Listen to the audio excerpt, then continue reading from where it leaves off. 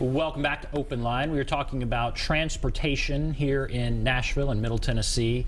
One of the big issues and certainly that we all talk about on a fairly regular basis, traffic transportation. Mary Beth Eicher, Transportation and Sustainability Manager here in Nashville. Let's go back to the phones. Greg. Hello, Greg. Hey, thanks for taking my call. This has been kind of a topic on and off for, maybe a year now or 8 months or so about the traffic and all the problems downtown there. And I think we touched on what the real issue is the state wants this federal money, and they have to justify us needing and getting the federal money. So what are we doing as a state why are we allowing all these big businesses and big skyscrapers and stuff being built downtown, which is causing all this traffic, which is what, in turn, going to justify us getting federal dollars is the end goal. I think if we stop permitting these big contractors from building these big skyscrapers and all this stuff downtown, you're not going to have as many people commuting downtown, which is going to cut down the traffic. So you're talking about stopping the growth. How many hundreds of thousands of dollars did we spend on revamping the carpool lanes when that's the complete opposite of what we need to do? We don't need to have carpool lanes. We need to abolish the carpool lanes because we need to use those lanes on the way to work.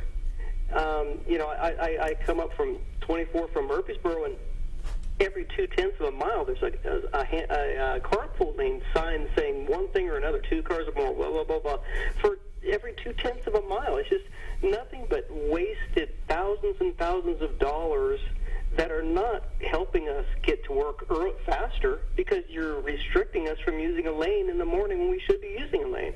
I bet you're frustrated with that commute. Is that a tough commute? When we get up, when we're traveling 70 miles an hour, and then the speed limit drops down to 60, well, everybody that slows down to 65 and down to 55, guess what happens? That people are going 70, they all catch up to them, and then we all get backed up in traffic. You just leave the speed limit the same all the way through town, and everyone leaves to work. They usually leave at 7 o'clock, 7:30, 8 o'clock, 8:30. But what happens is the people that leave at 7:30 because they're slowing down to 55 miles an hour, the ones that leave at 15 minutes later are catching up to them. So everybody's backing up. So this is just, I just see this not being actually addressed as trying to be fixed because the issues, the fix is exactly what I was saying. Okay, well, let's talk about some of that. Yeah. I appreciate the call, Greg. All right, go. Yeah, a couple of things in what he was talking about. He was talking about jobs coming to downtown and, commercial real estate to accommodate those jobs. First of all, it is a good thing for jobs to be in the downtown, and that is because it's good for the taxpayer, essentially. We can provide solid infrastructure to downtown all day long: water, sewer,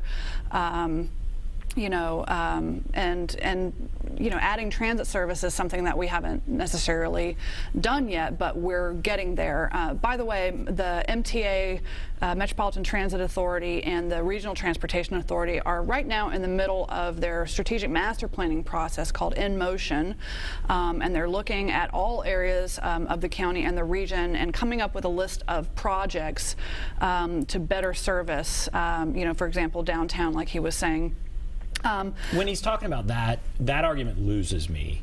When you say don't build downtown, I mean, we've got to.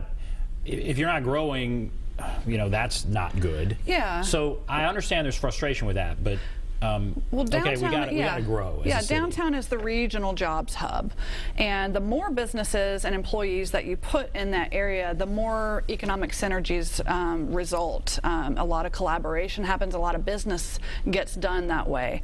What he's talking about is that there's a long commute in order to get to those jobs downtown, and that has to do with the housing product. The affordable housing product not necessarily being located within the urban core. I mean, I would consider myself a young professional. If I, as a single person, wanted to try to buy inside 440, I'm really not going to find anything in my price point.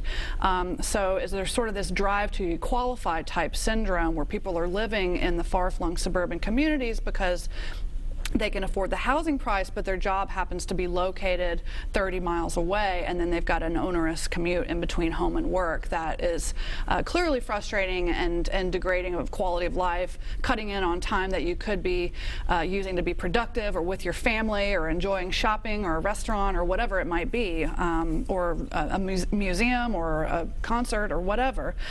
So getting some affordable housing stock near where the jobs are located, and the mayor has established a team working on affordable housing to make sure that we are incentivizing developers. We're coming up with other types of public funding sources that might increase the number of units that we can have, where people will actually have a chance to live closer to where they actually work and don't have to deal with these commutes. The other thing he was sort of addressing about everybody being on the road at the same time, yeah, that's an issue. We could be doing better as a region with staggered commute times.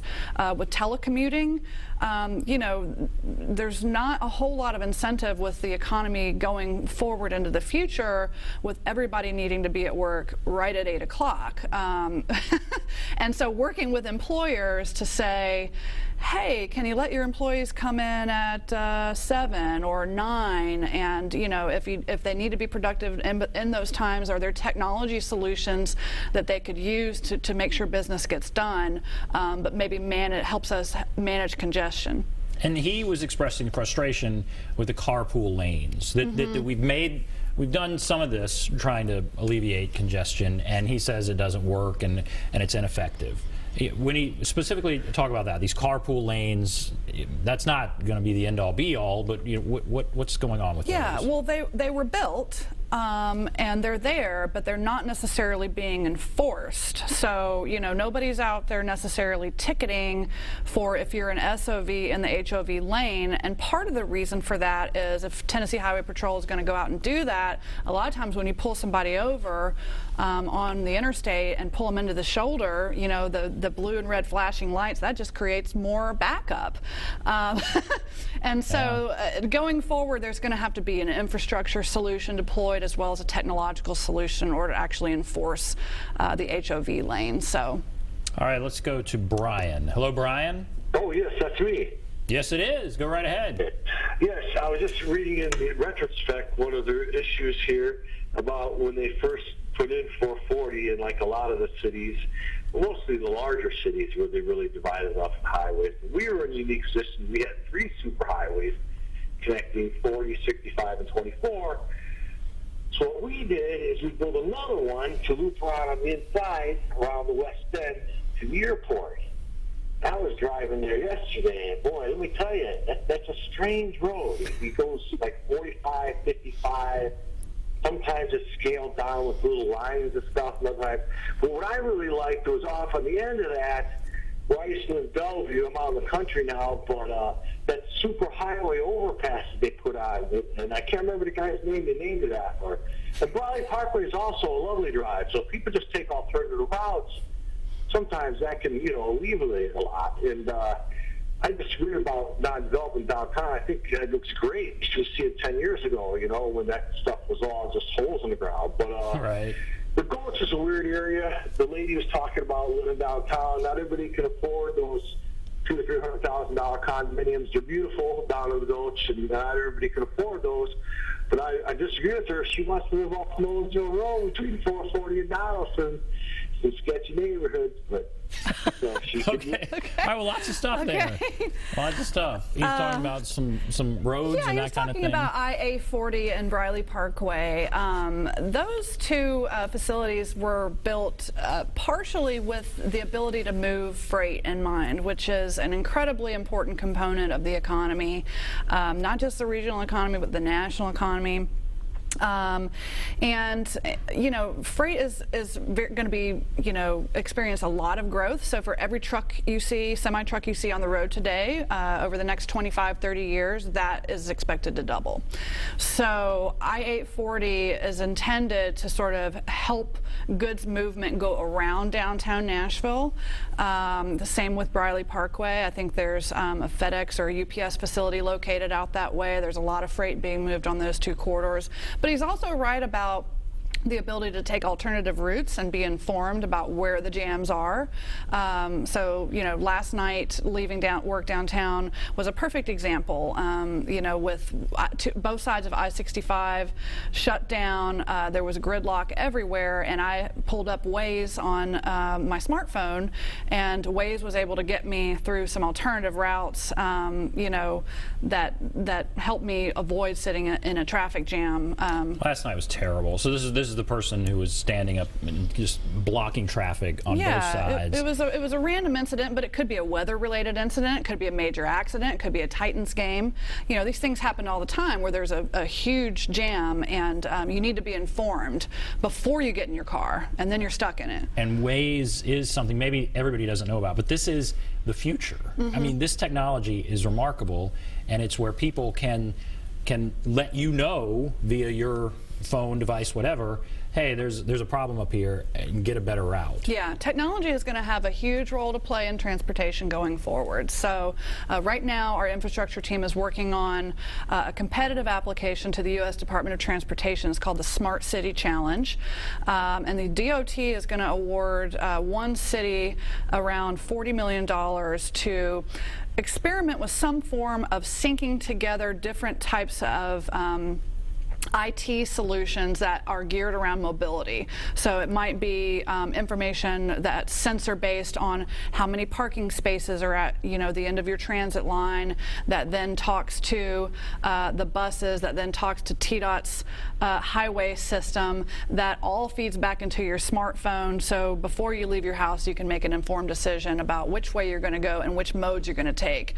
The fact that we did not follow through, go forward with the AMP, does that hurt us when we go back to the federal government and say, we need this money? Do they say, well, you know what, that didn't work out, so we're going to give it to some other city?